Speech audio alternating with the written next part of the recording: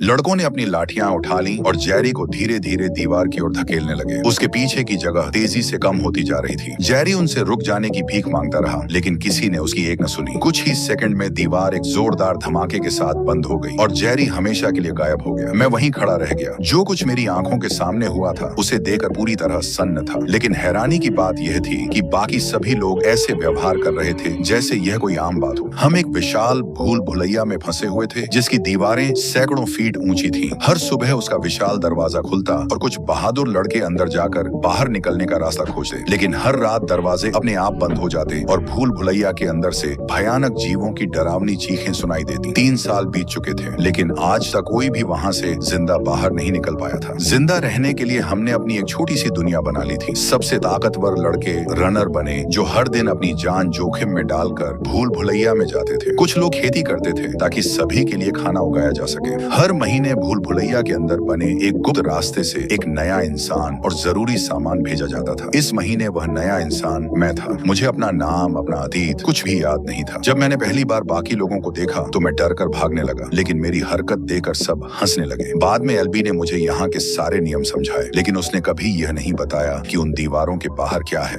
उसने सिर्फ एक चेतावनी दी, भूल भुलैया से जितना हो सके दूर रहना। फिर भी मेरे मन में बार बार यही सवाल आता था कि शायद वही रास्ता आजादी की ओर जाता हो। जब मैंने उसके पास जाने की कोशिश की तो किसी ने मुझे जोर से धक्का देकर जमीन पर गिरा दिया। मैं कुछ कह पाता उससे पहले ही विशाल दरवाजे बंद होने लगे। लोहे के रगड़ने की वह भयानक आवाज पूरी धरती को हिला रही थी। आज भी वह आवाज मेरे कानों में गूंजती है। उस रात नए लोगों का स्वागत करने के लिए सब लोग अलाव के पास इकट्ठा हुए। न्यूट ने मुझसे कहा, ध्यान से सुनो, भूल भुलैया के अंदर से जो तेज चीखने की आवाजें आ रही हैं, वही वजह है कि आज तक कोई भी वहां से बचकर नहीं निकल पाया। ये भूल भुलैया हर रात अपना रास्ता बदल देती है। अगर दरवाजे बंद होने से पहले तुम वापस नहीं लौटे तो तुम्हारा बचना नामुमकिन है। अगले दिन मैं जंगल के पास खुदाई कर रहा था कि अचानक जेरी ने मुझ पर हमला कर दिया। उसकी आंखें पागलों जैसी हो चुकी थीं और उसकी त्वचा पर काली नसें फैल चुकी थीं। उसने मेरा गला दबाना शुरू कर दिया। अपनी जान बचाने के लिए मुझे पास पड़ी एक हड्डी से उसके सिर पर वार करना पड़ा। जब बाकी लोगों ने जेरी को देखा तो वे तुरंत समझ गए कि वह संक्रमित हो चुका है। उस बीमारी का कोई इलाज नहीं था। आखिरकार उन्हें उसे भूल भुलैया के अंदर धकेलना पड़ा ताकि रात के खौफनाक जीव उसका अंत कर दें। अगली सुबह एल्बी और मिन्हो एक बार फिर भूल भुलैया के अंदर रास्ता खोजने निकले, लेकिन सूरज डूबने तक भी वे वापस नहीं लौटे। हम सब दरवाजे के पास खड़े होकर उनका इंतजार करते रहे। आधी रात होने लगी और विशाल दीवारें फिर से बंद होने लगी। तभी अंधेरे के बीच मैंने देखा मिन्हो बेहोश एल्बी को अपने कंधे पर उठाए पूरी ताकत से हमारी तरफ दौड़ रहा था। उनके पास समय बहुत कम था। सभी लोग दरवाजे के पास खड़े होकर उन्हें हिम्मत दे रहे थे, लेकिन आगे बढ़कर उनकी मदद करने की हिम्मत किसी में नहीं थी।